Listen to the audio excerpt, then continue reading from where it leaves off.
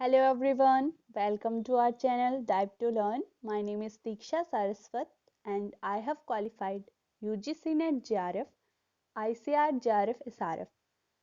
So guys, as you all know, अभी हमने जो पहला वीडियो लेकर आए थे वो हमारा food science and food service management के क्विज 1 का पार्ट 1 था और आज हम रिमेनिंग 10 क्वेश्चंस के एक्सप्लेनेशन करने वाले हैं.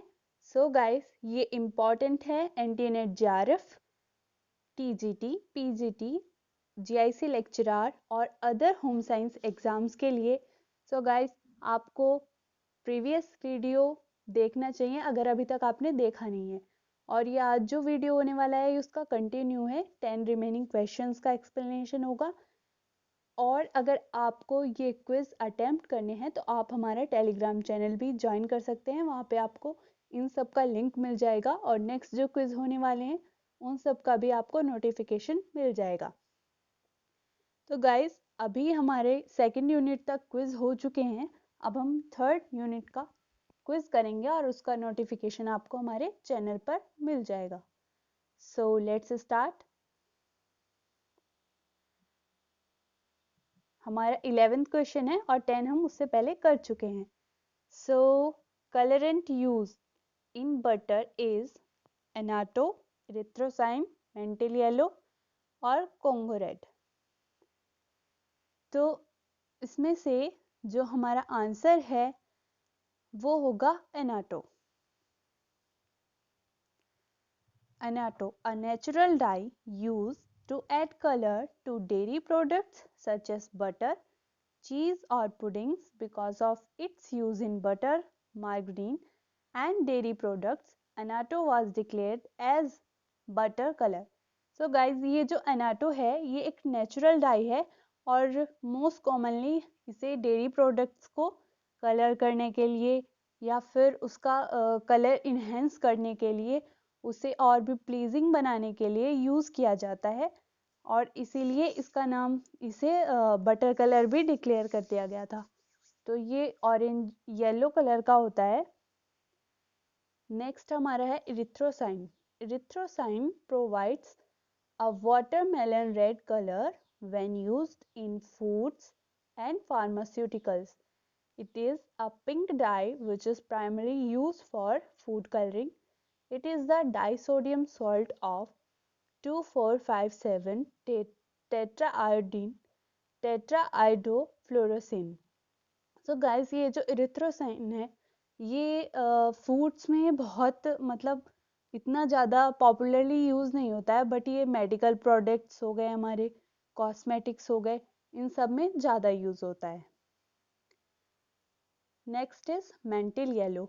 मेंटिल येलो का आपने बहुत मतलब कॉमनली हेयर्ड नेम है ये, बिकॉज इसे टर्मरिक में अडल्ट्रेंट के फॉर्म में भी यूज़ किया जाता है. और एक ये नॉन परमिटेड डाई है जिसे यूज़ तो करते हैं पर करना नहीं चाहिए. So what is this? Metanil yellow is a yellow azo dye used extensively as a food colorant. It is also used as an adulterant in different spices, especially turmeric and regular Indian foods like pulses. So अगर guys आपने turmeric में तो use होता ही है, but अगर आपने कभी जो दाल आती है बहुत ही शाइनी होती है और उसका कलर जो नॉर्मल से ज़्यादा ब्राइट होता है, अगर आपने कभी उसे वॉश किया है तो आपने उसमें से कलर निकलते हुए देखा होगा. उसका जो कलर यानी कि जो वो पानी निकलता है वो इतना ज़्यादा येलो होता है, लाइक जूस. जितना एक जूस का कलर होगा येलो जूस का, सेम वैसा कलर उसका होता है. तो वो क्या होता है, वो मेंटल येलो होता है. मतलब उस दाल में मेंटल येलो कलर लगा हुआ है, इसीलिए वो इतनी शाइनी और इतनी प्लीजिंग दिखाई दे रही है. Metanil yellow belongs to non permitted category. फिर भी लोग अपने फ़ायदे के लिए उसे ख़राब क्वालिटी वाले प्रोडक्ट को अच्छा क्वालिटी के लिए दिखाने के लिए क्या करते हैं, ये सब अडल्टरेंट यूज़ करते हैं. Continued consumption of This toxic food color leads to adverse life threatening effects in humans. ये बहुत ही टॉक्सिक होता है और इससे बहुत सारे हेल्थ हजार्ड्स हैं। ये गैस्ट्रो इंटेस्टिनल ट्रैक्ट को इफेक्ट करता है, लीवर, किडनी और साथ ही साथ ये ब्रेन डैमेज तक इसकी वजह से हो सकता है। इतना ज़्यादा खतरनाक होता है। फिर भी जो कुछ जो व्यापारी लोग होते हैं वो इसको यूज़ करते हैं ताकि उन्हें और भी ज़्यादा बेनिफिट हो। नेक्स्ट है Congo Red. Congo Red is an acid dye, a purplish red powder. It is soluble in water and alcohol, turning blue when in acid. So water और अल्कोहल में soluble होता है, अगर एसिड में डाल दिया जाए तो उसका कलर ब्लू हो जाता है। It can be used as a dye as well as an indicator. तो ये कॉन्गो रेड फूड में तो बहुत रेयरली मतलब यूज़ नहीं होता, इतना फूड में इसका यूज़ नहीं है, बल्कि ये गारमेंट कंस्ट्रक्शन के टाइम पे यूज़ होता है फैब्रिक को कलर करने के लिए। नेक्स्ट क्वेश्चन है hydrolysis of triglycerides with alkali is called titration, hydrogenation, saponification या रेंसिडिटी। तो टाइट्रेशन इसका आंसर होना नहीं है। और ये अगर आपको टाइट्रेशन जानना है इसका पूरा प्रोसेस तो मैंने बायोकेमिकल वाले टेस्ट के वीडियो में उसे अच्छे से एक्सप्लेन किया है, तो आप वो वीडियो देख सकते हैं। हाइड्रोजनेशन मैंने लास्ट प्रीवियस वीडियो में ही एक्सप्लेन किया है। सैपोनिफिकेशन इसका आंसर होगा। वाई? क्योंकि सैपोनिफिकेशन ही होता है। सैपोनिफिकेशन का प्रोसेस होता है, जो एल्कलाई होता है उसे हम फैट के साथ हीट की प्रेजेंस में उसके साथ रिएक्शन कराते हैं तो वहाँ पर सोप बनता है। इसीलिए इसको सैपोनिफिकेशन बोलते हैं। रेंसिडिटी होता है deterioration of oils and fats. Alkaline hydrolysis of oils and fats is called saponification. It is generally used in soap making process where fats or oils are hydrolyzed by action of heat in the presence of alkali. So यहाँ oil plus alkali और यहाँ पर action हो रहा है heat का, तो यहाँ पर फिर क्या होगा रिजल्ट? सोप। मतलब जब हम सोप बनाते हैं उस टाइम पर ऑयल जो होता है उसे एल्कलाई के साथ रिएक्शन कराया जाता है हीट के प्रेजेंस में, तब वो सोप बनता है। और इस प्रोसेस को सैपोनिफिकेशन इसलिए भी बोलते हैं क्योंकि ये सोप मेकिंग प्रोसेस में ये वाला रिएक्शन होता है, इसीलिए इसे सैपोनिफिकेशन इसका नाम पड़ा है। Next question, which of the following gives the value of free fatty acids present in fat? Iodine value, acid value, saponification value या peroxide value? So iodine value होता है क्या चेक करने के लिए? Degree of unsaturation. Acid value होता है amount of free fatty acid को चेक करने के लिए। सैपोनिफिकेशन वैल्यू होता है अमाउंट ऑफ एस्टर्स, ऐसे एस्टर्स जो कि हाइड्रोलाइज हो सकते हैं और वो उनके हाइड्रोलाइजेशन के बाद, हाइड्रोलाइसिस होने के बाद उनसे सोप बन सकती है, तो ये सैपोनिफिकेशन वैल्यू होता है। Peroxide value degree of oxidation को मेजर करता है। सो गाइस इसका आंसर होगा हमारा एसिड वैल्यू। ये एसिड वैल्यू होता क्या है? Number of milligrams of potassium hydroxide required to neutralise the free fatty acid. तो ये एसिड वैल्यू होता है वैल्यू, वो वैल्यू क्या होती है, number of milligrams of potassium hydroxide.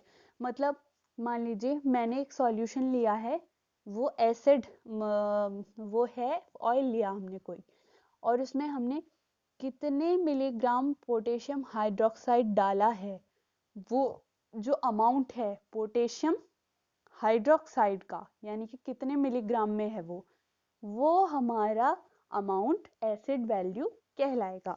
और ये क्यों जरूरी है, इस एसिड वैल्यू का रोल क्या है? This provides a measure of hydrolytic density in oil or food product when fats are hydrolyzed into free fatty acids and glycerol। तो जब किसी फैट का हाइड्रोलाइसिस हो जाता है तो उसमें किस फॉर्म में हो जाता है, फ्री फैटी एसिड्स और ग्लिसरॉल में। तो वहाँ पर हम फ्री फैटी एसिड्स की उसे अमाउंट को चेक करने के लिए इसे टेस्ट को करते हैं। नेक्स्ट है, which of the following pigment is responsible for the yellow color in corn? तो कॉर्न के येलो कलर के लिए कौन सा कलर जिम्मेदार है? ज़ैंथोफिल, क्लोरोफिल, ज़ीज़ैंथिन या क्रिप्टोज़ैंथिन? सो गाइस, जो ये हमारा ज़ैंथोफिल होता है, ये एक ब्रॉडर टर्म है इन सब से। तो ये होता क्या है, पहले तो हमारा होता है कैरोटेनॉइड्स, ठीक है। तो कैरोटेनॉइड्स का एक क्लासिफिकेशन होता है ज़ैंथोफिल और दूसरा होता है कैरोटीन, ठीक है। तो ये जो ज़ैंथोफिल होता है, इसके टू कैटेगरी होती हैं। एक तो हमारा ये होता है ज़ीज़ैंथिन और दूसरा होता है ल्यूटिन, ठीक है। तो ये जो ज़ैंथोफिल है ये ज़्यादा ब्रॉडर है इन सब से, तो इसका ये कैटेगराइजेशन हो गया। तो और ये क्लोरोफिल आपको सबको पता है ये ग्रीन होगा, तो येलो कलर के लिए रिस्पॉन्सिबल होना नहीं है। और ये क्रिप्टोजेंथिन है, तो ये रेडिश कलर के लिए रिस्पॉन्सिबल होता है, ठीक है। सो ये जो ज़ैंथोफिल है, इसमें ल्यूटिन होता है। ल्यूटिन होता है मेनली ग्रीन वाले जो वेजिटेबल्स होते हैं, और जो येलो और थोड़ा ऑरेंज वाला कलर हुआ वो किसकी वजह से होता है, ज़ीज़ैंथिन की। तो आप कहेंगे मैम ये ज़ैंथोफिल तो इसका आंसर होना चाहिए, बट मैंने बहुत ही स्पेसिफिकली पूछा, तो इसका आंसर होगा ज़ीज़ैंथिन। ज़ैंथोफिल इसलिए नहीं है क्योंकि ज़ैंथोफिल में टू कैटेगराइजेशन थे।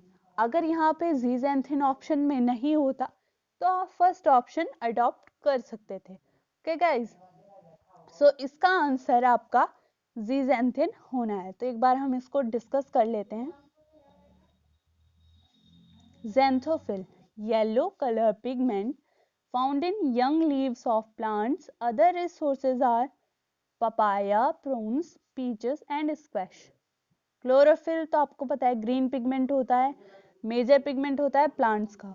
फिर zeaxanthin is a carotenoid contributing to the characteristic color of yellow corn. It is found in high levels in dark green vegetables, orange and yellow in the yolk of eggs. It gives paprika and saffron and corn their characteristic color. तो yellow वाले में हमारा ज़ीज़ैंथिन होगा, और कभी अगर आपको green वाला आए तो वो होगा ल्यूटिन। क्रिप्टोजेंथिन का कलर होता है रेडिश कलर जो देता है वो होता है क्रिप्टोजेंथिन, और बेसिकली जो प्रेजेंट होता है ह्यूमन प्लाज्मा में, in nature only found in few fruits such as papaya, persimmon, citrus fruits and guava. सो ये आपको सारे ऑप्शंस क्लियर हो गए होंगे, आई होप सो। नेक्स्ट हमारा है corn and corn products were found to be major contributors of dietary zeaxanthin, whereas green leafy vegetables were major contributors of dietary lutein. So मैंने यहाँ पर ये स्पेसिफाई करने के लिए पॉइंट अलग से डाला है ताकि आपका जो कंफ्यूजन है वो दूर हो जाए। सो नेक्स्ट हमारा क्वेश्चन है, for hydrogenation of oils the catalyst required is. इसमें कुछ कंफ्यूजन की बात नहीं है, इसमें कुछ डिस्कस करने वाला भी नहीं है, क्योंकि इसमें यूज होता है निकेल इन हाइड्रोजनेशन प्रोसेस। तो हमारा इसका जो राइट आंसर है इस क्वेश्चन का वो है निकेल। ठीक है, तो हाइड्रोजनेशन के लिए जो कैटलिस्ट यूज होता है वो निकेल है। ठीक है, in hydrogenation process the unsaturated double bonds in fatty acids of the oil molecules react with the hydrogen atoms in the presence of a catalyst। तो वो catalyst कौन सा है? Nickel catalyst। नेक्स्ट क्वेश्चन है, peroxide value is the measure of. तो ये मैंने अभी आपको बताया ही था। ठीक है, तो डिग्री ऑफ अनसेचुरेशन इसका आंसर नहीं होना है, क्योंकि ये तो होता है iodine value. Degree of saturation नहीं है, अमाउंट ऑफ कार्बन प्रेजेंट नहीं है, इसका आंसर है degree of oxidation. The peroxide value is measure of the oxidation present. The measurement of oils chemical degradation is the peroxide value which measures the degree to which the oil is oxidized। सो ये जो test थे ये आपको clear हो गए होंगे, अभी वो चार ऑप्शंस में और क्लियर किए थे मैंने, और ये अब आपको और अच्छे से याद हो जाएगा कि peroxide value degree of oxidation के लिए यूज किया जाता है। नेक्स्ट क्वेश्चन है, standardization of a recipe required use of use of same equipment, second use of same quantity, use of same quality, और all of the above mention. So guys इसका answer होना है fourth, all of the above mention. ऐसा क्यों? Because the USDA, that is United States Department of Agriculture, defines a standardized recipe as one that has been tried, adapted, and retried several times for use by a given food service operation and has been found to produce the same good results and yield every time when the exact procedures, equipment and ingredients are used। तो standardisation process होती है कि एक ही जो चीज़ है, हमारी एक ही recipe है, उसे बार बार ट्राई किया जाता है, सेम इंग्रेडिएंट, सेम अमाउंट में, सेम इक्विपमेंट, और पूरा प्रोसेस सेम होगा। तो इतना ये बताने के बाद तो आपको क्लियर हो गया होगा कि सेम इक्विपमेंट चाहिए, सेम क्वांटिटी चाहिए और सेम ही क्वालिटी चाहिए। तो ये चारों के चारों ये तीनों के तीनों ऑप्शन सही हैं, तो इसका आंसर होगा all of the above.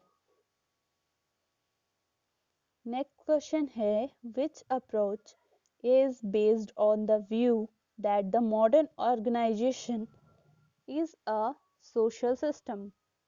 First is administrative, second human relation, third scientific approach, fourth all of the above। So इसका आंसर होगा human relation। इसे डिस्कस कर लेते हैं। This approach was developed as a result of experimental studies conducted by Elton Mayo and co-workers at the Hawthorne plant in USA. Human relations approach is based on the view that modern organization is a social system in which environment and interpersonal relations govern the behavior of employee। ये governs होगा, government नहीं।